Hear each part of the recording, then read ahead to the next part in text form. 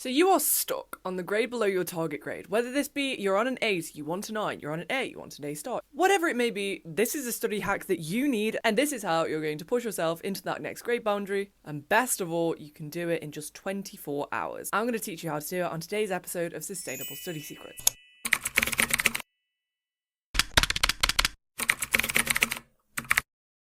Hello everybody, welcome back to my channel, and today's episode is Sustainable Study Secrets, where I'm teaching you how to get your target grade. I completely understand how infuriating it is to be stuck on the grade below your target. And I was for a very, very long time in a lot of my subjects until I figured this out. You are stuck on the grade below your target for one of two reasons, and you need both of these to be resolved if you want to get into that top band, get into that top grade boundary. One, you don't know the content. Pretty self-explanatory. If you don't know everything, there's no way you're going to get that top grade. The way in which you resolve this is quite simple. You just need to learn what it is you don't know. It's a content issue.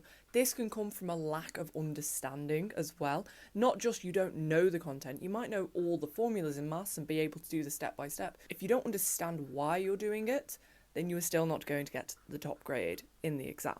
Go on YouTube, watch a video for your understanding. Go and ask your teacher how it works. It's not enough to just know what it is. You need to understand why you're doing it. Or for other subjects, why it happened. Why did the author do this? What were the consequences of this historical event?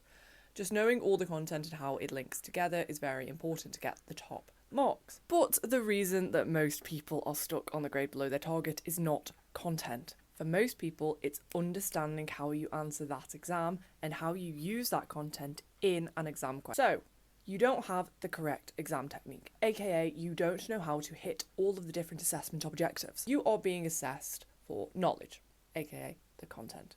Application, your ability to apply this content to a new situation. You'll have an extract, you'll have a new question. And this application mark you'll get from, your P paragraph, your evidence. Your evidence needs to be applicable. It can't just be a random fact drawn from your knowledge of a geography case study if it bears no relevance to the question. You need to base your answer around the question always, and this is where people slip up, particularly in essay subjects. So inclined to just skim the question, think, my goodness, I don't have enough time to answer this, and then just write down everything you know, only to figure out halfway through your answer you've been writing about the wrong thing. This is where your application marks actually come in. Your second assessment objectives, you need to be answering the question in the way in which the examiner wants to see, and this is based around the case study or the extract. This is for essay-based questions, but it also works for things like science, as in you need to adhere to that command word. You need to make sure you're answering the right question. Application in things like maths, physics, computer science, you need to ensure that you can apply your knowledge to new situations, and this comes from your understanding of the content. Do you see how it all links together? You can't have effective application, as in effectively answer that exam question, unless you thoroughly understand all of the content and how it links together, because that's the only way you can apply it to a new situation. So by understanding why you're on that mark below the top grade will help you resolve the problem accordingly.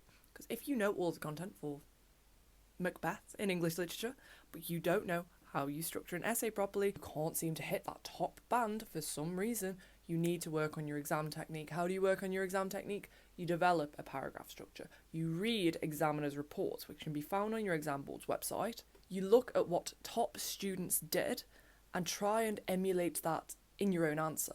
Read a top band 30 out of 30 English literature essay, take it for inspiration, don't try and copy it word for word, but see the style in which that student is writing. Notice how in essay questions it's not just one stream of consciousness, they will link it back to different areas of that text. And notice how these model answers are concise.